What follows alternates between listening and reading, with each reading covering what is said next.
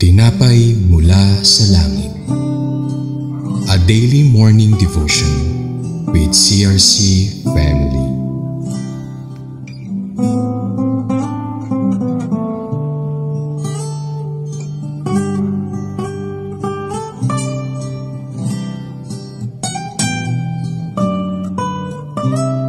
Magandang umaga po sa ating lahat. Purihin ng Panginoon at muli nakasama namin kayo para dito sa Tinapay Mula sa Langit, ang ating pang-araw-araw na debosyon ng salita ng Diyos sa ating pagpapatuloy po ng Leviticus chapter 23. Bago po ang lahat, tayo po'y manalangin. Aming Diyos na makapangyarihan sa lahat, salamat po sa umagang ito na ibinigay mo sa amin bilang patunay, Lord, ng iyong panibagong pag-asa sa bawat isa sa amin. Salamat po sa bagong hininga na iyong pinagkaloob at makakaganap pa rin kami sa iyong plano sa bawat isa sa amin. Kaya Panginoon, bigyan niyo po kami ng lakas na nanggagaling sa iyong salita upang patuloy po kaming magampanan namin ang ninanais mo. Kung kaya't narito po kami nagsumamo at nagpapasalamat sa iyong kabutihan sa bawat isa sa amin. Binabalik namin ang pupulit pasasalamat sa pangalan ni Jesus. Amen. Patuloy po nating pag-aralan ang salita ng Diyos dito po sa Leviticus chapter 23. Tungkol po ito sa pista ng tinapay na walang pampaalsa. The second feast, the Feast of Unleavened Bread, na matatagpuan sa Leviticus chapter 23 verses 6 to 8. So ating pong basahin ito sa Magandang Balita Biblia.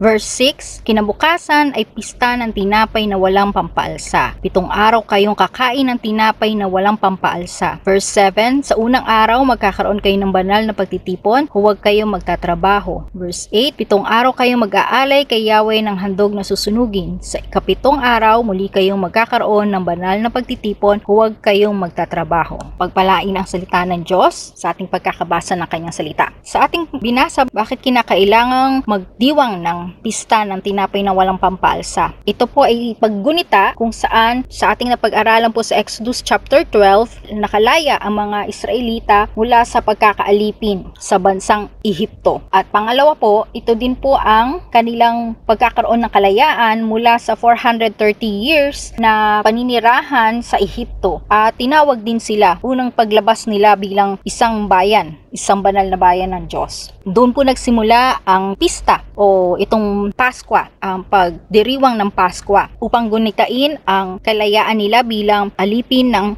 bansang Ehipto at pangalawa ay ang kanilang kalayaan bilang isang bayan ng Diyos. So ano po ang kaugnayan ng unleavened o walang pampaalsa? Ano po ang kahalagahan ng walang pampaalsa? Dalawa po ang sinasabi ng Biblia sa pampaalsa o yung yeast, na kung saan po sa 1 Corinthians chapter 5 verses 6 to 8, sinabi po doon, for them not to boast, upang hindi po magmayabang ang mga Israelita at ma-acknowledge po nila ang Panginoon. Kung kaya't po sa pagdiriwang ng pista ng tinapay na walang pampaalsa, sinisigurado po nilang lahat po ng kanilang bahay, kanilang mga sasakyan, lahat po hanggang ngayon ay pinagdiriwang po nila ito, kailangan po malinis, walang matitirang pampaalsa sa bahay po nila. Counterpart po ngayon dito sa New Testament, nagsisignify ng walang bahid na kasalanan. Yung pangalawa naman po ay pagkakaroon ng bagong masa, na kung saan si Jesucristo bilang sacrifice, Passover lamb na napako sa krus para sa ating mga kasalanan. Na kung saan dun din, nung panahon bago mapako ang Panginoong Jesus, siya rin ang ating bread of life, nagbibigay buhay sa atin. Sabi sa John chapter 6 verse 50 at saka sa Matthew 26 verses 26 to 30. Ang Panginoon po nag-alis ng ating mga kasalanan, ang nagbayad ng ating mga kasalanan upang tayo po ay maging karapat-dapat sa Kanya. Binibigyan ng kahulugan din po dito ang unleavened bread, kalinisan at katapatan or sincerity and truth na nais ng Panginoon na makita sa bawat isa sa atin. At ang pangalawa pong kahalagahan ng unleavened bread, ito din po ay ginamit ng Panginoon sa kanyang talinghaga, na kung saan sinabi niya doon, ang kaharian ng langit ay sa katulad ng pampaalsa na inihalo ng isang babae sa 3 takal na harina hanggang umalsa ang buong masa ng harina. Itong yeast din po ay nagbibigay sa atin upang tayo po ay lalong lumalim at umugat sa salita ng Diyos at umalsa sa buong sandaigdigan. Kumalat ang salita ng Diyos sa buong mundo. Nais ng Panginoon sa atin po na tayo po walang bahid ng kasalanan. At pangalawa po, makilala pa ang kanyang salita. Ano po naman ang kaugnayan po neto ngayon sa ating mga buhay? Ang nais ng Panginoon mula sa ating binasa sa chapter 23 verses 6 to 8. So may tatlo po akong sipo dito na kung saan nais ng Panginoon sa ating binasa na hanggang ngayon ay hinahanap niya sa bawat isa sa atin ay ang mag-celebrate ng goodness niya, magsama-sama o convocate po tayo sa kanyang gawain.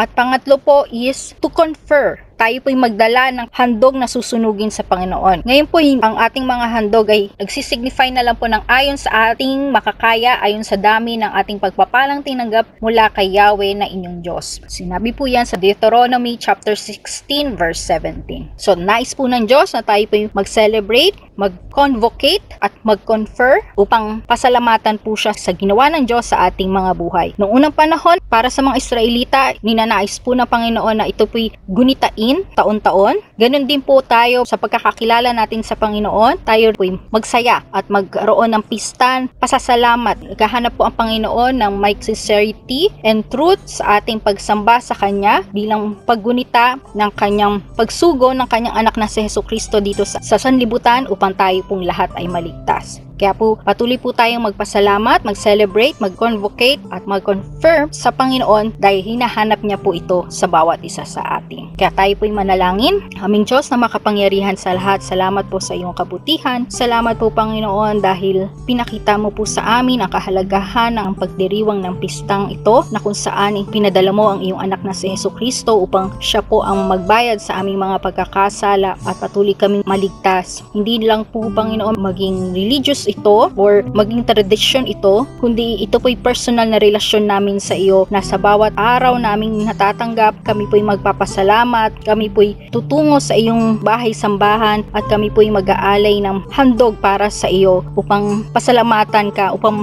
madakila ka sa aming mga buhay. At ganun din po Panginoon dahil nagtumitingin ka po sa aming mga puso. Kung kaya't nais po namin Lord na sa aming mga ginagawa, ikaw po lamang ang aming unahin, sambahin at papurihan. Sa iyo lamang po ang lahat ng glory. Sa iyo lamang po ang lahat ng papuri at pasasalamat. Inaalala din po namin Panginoon ang mga kababayan namin, ang aming bayan, ng iyong pagpalain at magkaroon ng kagalingan, masakit, karamdaman at mga naalipin na mga kasalanan pang sila rin po Lord ay mabahaginan namin sa pamamagitan ng mensaheng ito na aming ginagawa araw-araw. Kaya Panginoon, patuloy ka po naming maitaas, mapuri, sa inyo lamang po ang lahat ng kapurihan, pasasalamat, kadakilaan dahil wala ka pong katulad. Kaya aming Ama, sa iyo lamang po ang lahat ng ito, sa pangalan ng Panginoong Hesus. Amen at Amen. Maraming salamat po sa pagsama niyo po sa amin. Subaybayan niyo po kami. Patuloy niyo po kaming samahan bukas ng alas 5:30 ng umaga upang patuloy po tayong magkaroon ng kauhawan sa salita ng Diyos at tayo po'y lumago at mapagpala niya.